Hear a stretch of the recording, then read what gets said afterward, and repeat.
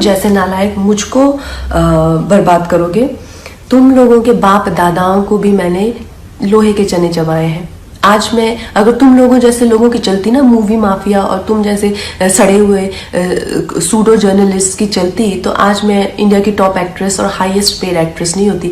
मैं तुम्हारे सामने हाथ जोड़ती और कह रही हूँ कि प्लीज मुझे बैन करो। तो 3-4 लोगों ने मिलकर मेरे खिलाफ एक कोई गिल्ड बनाई है, शायद कल ही बनी है, ना ही उसकी कोई मान्यता ही है और ना ही उसकी कोई धार नहीं है। तो उस गिल्ड के चलते हुए लोगों ने मुझे धमकी देना शुरू किया है कि मुझे बैन कर देंगे या मेरी कोई चीज़ का मुझे कवर नहीं करेंगे या मेरा करियर बर्बाद कर देंगे। अरे नालायकों, देशद्रोहियों, बिकाऊ लोगों, तुम लोगों को खरीदने के लाखों भी नहीं चाहिए। तुम लोग तो इतने सस्ते हो, 50-60 रुपए में बिछ जाते हो। आज मैं अपनी जो हमारी इंडियन मीडिया है उसके बारे में आपसे कुछ कहना चाहती हूँ, लेकिन मैं ये ज़रूर कहूँगी कि ऐसा नहीं है कि हर जगह अच्छे लोगों के साथ में कुछ बुरे लोग भी होते हैं। और जो मीडिया है उसने जितना मुझे प्रोत्साहित किया है, जितना मुझे प्रेरित किया है, इतने अच्छे सलाहकार, इतने अच्छे दोस्त जो मुझे मीडिया में मिले हैं, मैं कहूँगी कहीं ना कहीं मेरी सफलता में उनका बहुत बड़ा हाथ है। उनकी मैं हमेशा आभारी रहूँगी।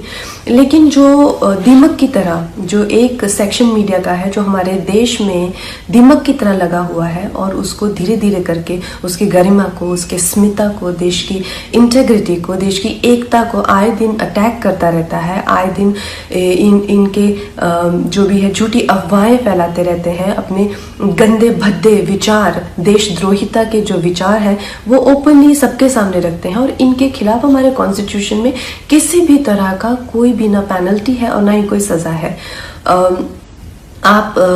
तो इस चीज़ से मुझे बहुत ही ज़्यादा ठेस लगी और मैंने अपने आप में ही ये डिसाइड कर लिया कि ये जो दोगली मीडिया है, ये जो बिकाऊ मीडिया है, जो खुद को लिबरल कहती है, सेक्युलर कहती है और कुछ नहीं है, 10वीं फेल भी नहीं है ये लोग सूडो लिबरल है और ये लोग बिल्कुल भी सेक्युलर नहीं है। अगर ये सेक्युलर होते तो हमेशा धार्मिक चीज़ों को लेके देश की एकता पर हमेशा प्रहार नहीं करते।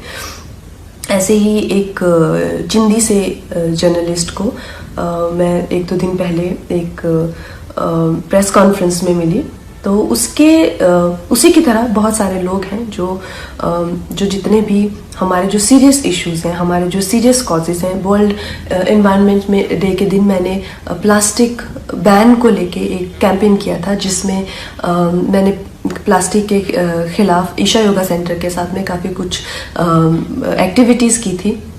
इस जर्नलिस्ट को मैंने उसकी खिल्ली उड़ाते हुए देखा।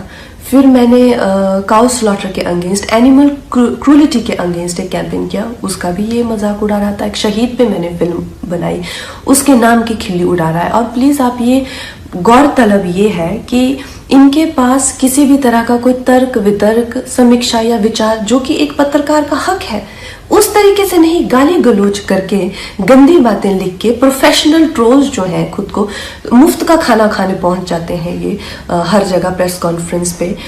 मैं जानना चाहती हूँ कि कोई तो क्राइटेरिया होना चाहिए कि अगर आप खुद को जर्नलिस्ट कह रहे हैं, क्या आपने किया हुआ? मुझे एक अपना लिखा हुआ कोई ना कोई एक पीस या एक ब्लॉग, जैसे मैं खुद को अगर कलाकार कहती हूँ तो कुछ तो होना चाहिए टू माई क्रेडिट। आप खुद को क्यों पत्रकार कह रहे हैं? किस लिए आप पत्रकार बने हुए हैं?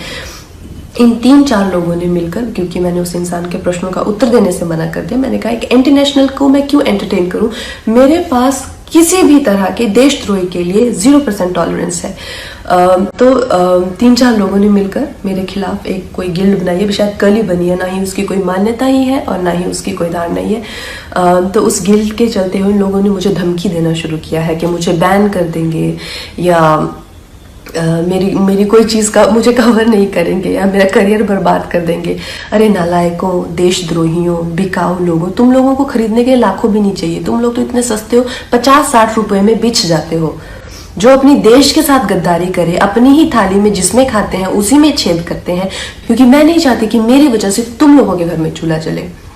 और इससे ज़्यादा बड़ा एहसान आप मुझ पे नहीं कर सकते कि आप मुझे बैन कीजिए। और जो भी मेरे भाई बहन इस देश के जो युवक युवतियां हैं जिन्होंने इन लोगों का बहिष्कार किया है, और जब मणिकर्णिका फिल्म भी आई थी और मूवी माफिया उसके अगेंस्ट पूरी गैंगअप हो गई थी, तो इन बच्चों ने इतने अच्छे तरह से हर दिन we stand with Manikarnika trend किया, उस फिल्म को बहुत सफल बनाया। फिल्म ने 150 करोड़ से ज़्यादा का बिजनेस किया। और इस चीज़ से मुझे इतना गर्व है अपने देशवासियों पर, आप लोगों के लिए। जो हो पाएगा उससे भी ज़्यादा करके दिखाएंगे। बहुत बहुत धन्यवाद।